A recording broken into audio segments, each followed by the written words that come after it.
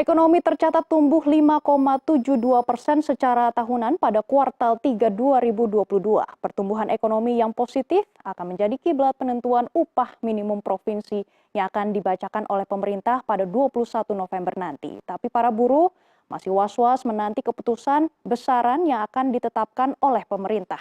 Bisakah kenaikan UMP 2023 sesuai tuntutan buruh? Sudah bersama kami melalui sambungan virtual Wakil Menteri Ketenagakerjaan Afriansyah Nur. Selamat pagi Pak Afriansyah Nur, salam sehat Pak. Pagi.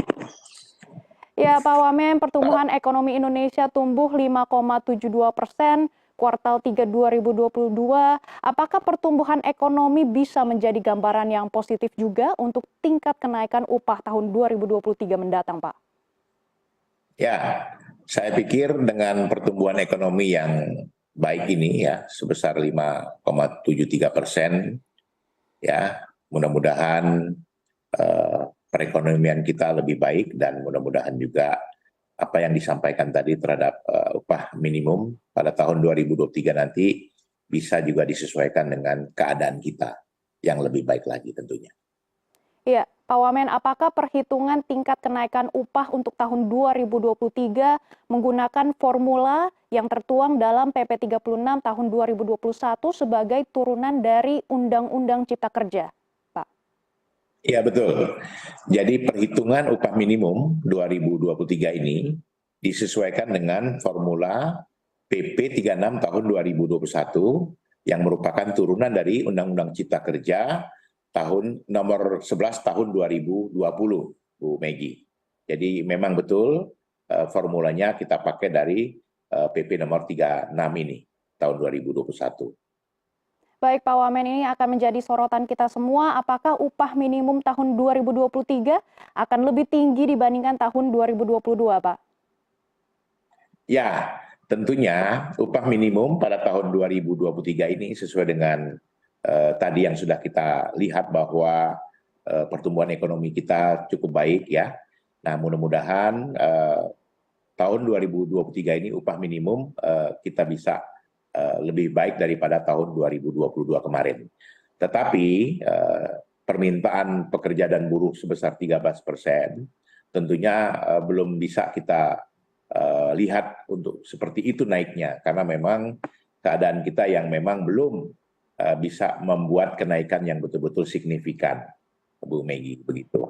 Iya Pak Wamen, tadi Anda juga sudah menyebut kalangan buruh mendesak pemerintah untuk menaikkan UMP sebesar 13%. Ini banyak sekali alasannya dan salah satunya adalah alasan lonjakan inflasi Pak.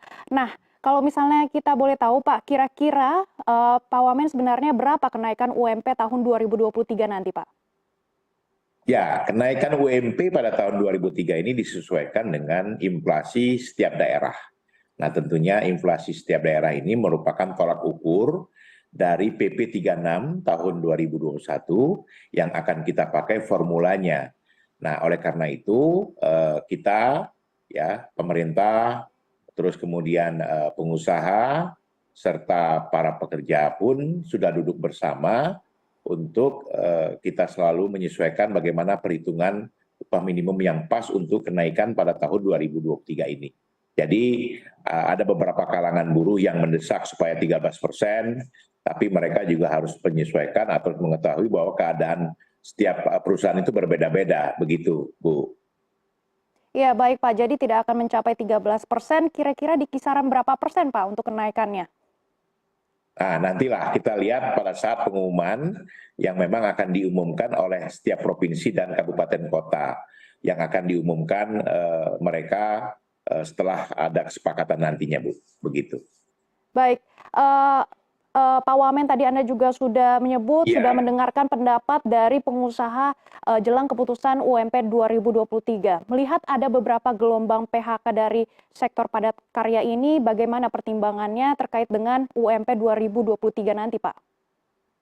Ya, memang kita melihat bahwa sektor padat karya ini yang berdampak terhadap pertumbuhan ekonomi, terutama kepada perusahaan-perusahaan yang terdampak seperti alas kaki, ya, kemudian garmen dan tekstil. Mereka ini yang berdampak karena memang pengurangan jumlah ekspor atau permintaan dari negara yang membutuhkan. Nah, oleh karena itu kita sedang membuat formula bagaimana antara bipartit dan tripartit ya, yang harus kita sesuaikan juga. Dan minimal kita memohon dan meminta kepada perusahaan-perusahaan tadi tidak mem-PHK, ya kan, tapi melakukan dialog untuk mengurangi misalkan jumlah jam kerjanya atau masa kerjanya, kemudian bagaimana juga bernegosiasi dengan para pekerja sehingga tidak terjadi PHK. Begitu, Bu Maggie.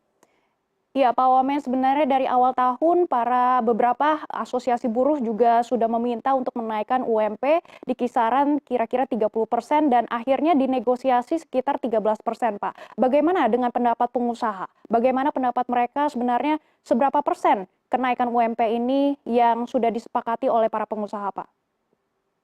Ya, jadi memang permohonan dan permintaan desakan dari kaum teman-teman buruh ini kita lihat dari bagaimana keadaan usaha yang memang ada di perusahaan masing-masing. Nah, oleh karena itu Dewan Pengupahan Nasional pun duduk bersama, ya kan?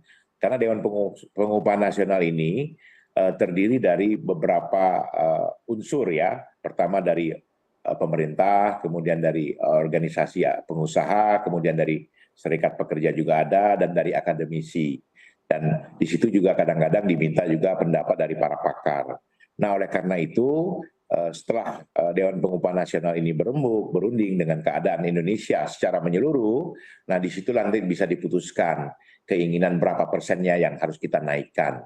Begitu. Nah, kalau memang sektor-sektor yang ada ini, terutama di padat karya ini memang kita harus perlu perhatian khusus karena memang sektor ini yang terdampak terhadap bagaimanapun jumlah ekspor mereka yang berkurang, Bu Maggie.